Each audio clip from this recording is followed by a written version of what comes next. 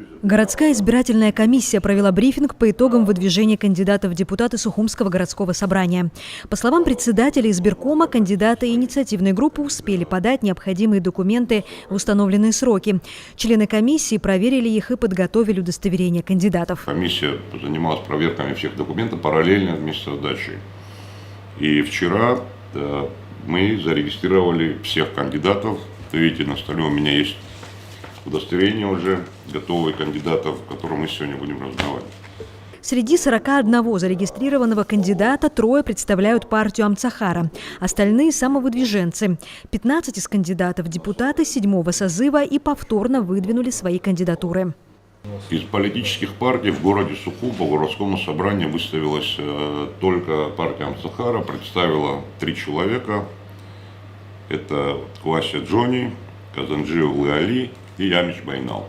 Из нынешних 41 человека 15 человек – это действующие депутаты городского собрания.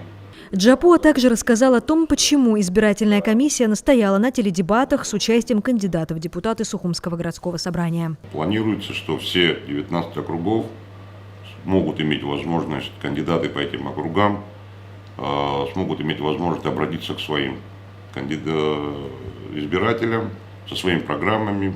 Может быть, цель телевизионных эфиров все заключается в том, чтобы население знало напрямую своих кандидатов в лицо, плюс они знали бы те мысли и те программы, которые эти кандидаты пытаются представить.